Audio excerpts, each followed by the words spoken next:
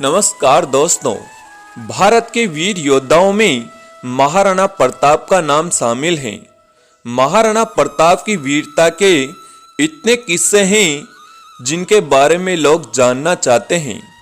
महाराणा प्रताप न केवल अपने साम्राज्य का नाम रोशन किया बल्कि भारत को भी महान बनाया। मेवाड़ के राजा रहे महाराणा प्रताप ने कभी किसी की गुलामी स्वीकार नहीं की और न ही सेना को झुकने दिया। अकबर की ताकतवर सेना के सामने वह डटकर खड़े रहे, वहीं कभी दुश्मनों के हाथ नहीं आए। महाराणा प्रताप की पुण्यतिथि 19 जनवरी को मनाई जाती है। बताया जाता है कि महाराणा प्रताप का निधन 19 जनवरी 1597 में हुआ था, जबकि महाराणा प्रताप के मेवाड़ के कुंभलगढ़ में जन्म 9 मई 1540 को हुआ था।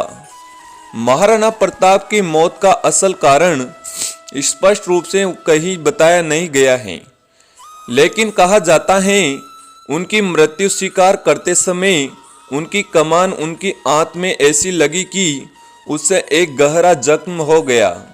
यह ऐसा जख्म हुआ जो कभी ठीक ही नहीं हो सका और इसी वजह से महाराणा प्रताप की मृत्यु हो गई। महाराणा प्रताप की मृत्यु चावंड में हुई थी।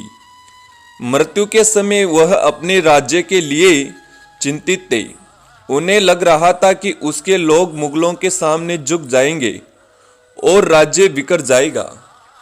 महाराणा प्रताप के असल फोटो कहीं मौजूद नहीं है, आपको उनकी पेंटिंग ही मिलेगी, क्योंकि उस वक्त राजाओं के पेंटिंग ही बनाए जाते थे। वहीं महाराणा प्रताप का पूरा जीवन युद्ध और राज्य के उत्थान में समय बीता। वह विलासता से खुद को दूर रखा था। हल्दी घाटी का युद्ध महाराणा प्रताप की वीरता को बताता है।